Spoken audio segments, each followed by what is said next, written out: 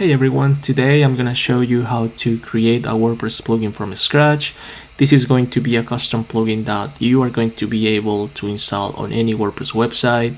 I'm gonna show you a step-by-step how to get started, and hopefully this video helps you to understand the basics of creating a WordPress plugin.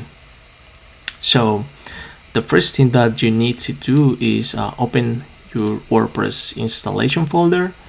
You will need to find the WP content folder, then go to the plugins folder, and here is where all our custom code is gonna live. Right click on your plugins folder and let's type a name for our custom plugin. In my case, I'm gonna use test plugin. Now let's open up this on my code editor.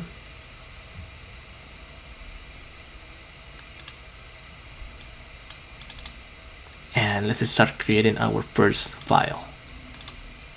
In my example, I use, so we can start by creating our first file. In my case, I'm gonna use the same name of my folder, this plugin. So sorry about that. Plugin.php, and let's open the PHP tags. And in order to this file to be recognizable as a WordPress plugin, we need to type the plugin headers. So we can just Google that by typing plugin headers WordPress, and let's open up the second link. And WordPress documentation shows us all the different fields that we can use. We can use plugin name, plugin URL, description, the version of the plugin, requirement, the minimum requirement for PHP, and author, license, etc, etc. So in our case, we can use plugin name, plugin URL, and description. So scroll down a little bit, copy that, and paste that over here. So in my case, I don't think I'm gonna need these. I'm gonna remove that. Let's remove this one too. You can read more about these fields on the documentation too. But yeah, for this basic plugin, I don't need all of that. So plugin name, this is a test plugin. The plugin URL, I'm gonna paste my URL, my URL, https,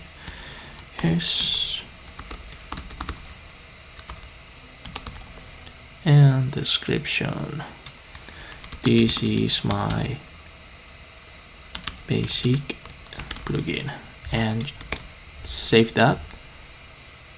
If you go back to your WordPress installation under plugins, you're gonna find your new created plugin. So WordPress recognizes this as a plugin, and we can click on activate. And now we can start adding our customizations or custom functionality. In my example, I want to be able to add extra content on my post. So let's say you want to add new content after or before the title of your blog post. Let's say you want to add a contact form. Do you want to add like alert, or do you want any notice on your website? We can do that, and we can customize that by creating this custom plugin. So let's do that.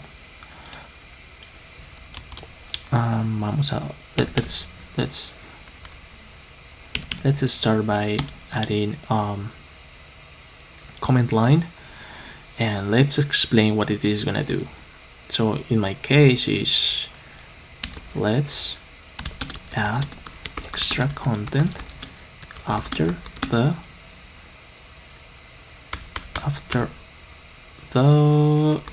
article content. Now WordPress has a filter that is going to allow us to add these extra content, and it's very simple. Just type add filter, and the filter is the content. Next, you need to type the name of your function. So this is gonna be, my prefix is gonna be let's see, test underscore, and the name of my function is gonna be add extra content after article. Okay, next we're gonna type the priority. In our case, we can use 10. By default, I believe is 9 or 10. Let's take a look. Oh yeah, by default is 10. And next, how many arguments? So we can type 1 in this example. And now we are gonna create our functionality right here. Function, our name, and here is gonna be the content. And next we are going to define our variable that is gonna contain the extra content. It can be a simple string like thank you for reading my article. And next we're going to concatenate this new variable into the content of the post. So for doing that, just type or just return. We can just return the content and the new text, and that's it. Just save, come back to your post, click on, let's do preview, new tab, and there you go. Thank you for reading my article. This also accepts HTML, so we can just type btags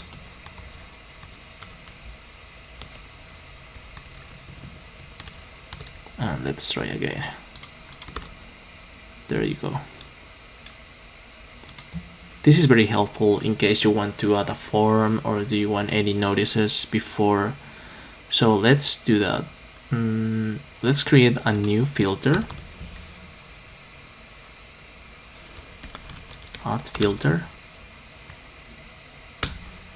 Let's type again the content. Let's type the prefix text, add extra content before the article, then priority, number of arguments, and let's create our next function. Oh, but first let's do this. Add a comment right here so we can explain what's happening, and once you come back to the code you already know what it's doing. And it's pretty much the same.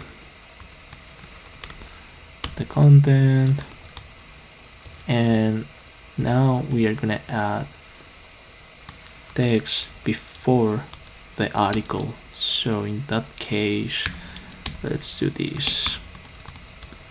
Let's add the btags. Now this is gonna be a notice, so let's do something like please donate. and return text plus the content. Now if you save these and go back, please donate. And this is very cool because you can keep adding more and more content, more functionality.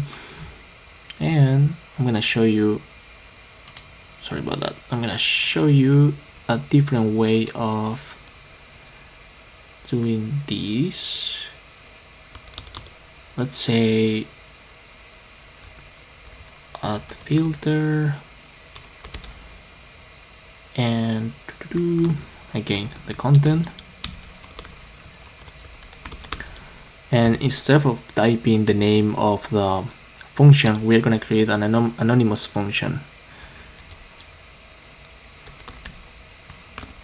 Open that, and once again the content, and let's say HTML.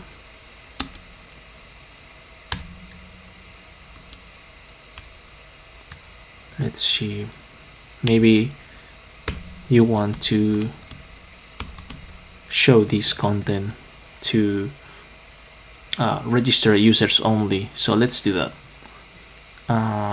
First we need to check if the user is logged in. So for doing that, we can add that check if user is logged in. WordPress has a function that is gonna allow us to check if the user is logged in. So let's go back. WordPress, the function is user login, and if the user is logged in, we simple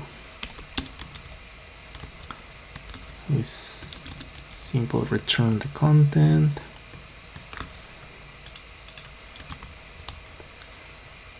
Let's see, return the content. If not, then we are going to return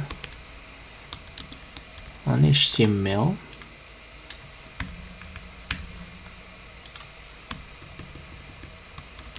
Please subscribe. Let's see.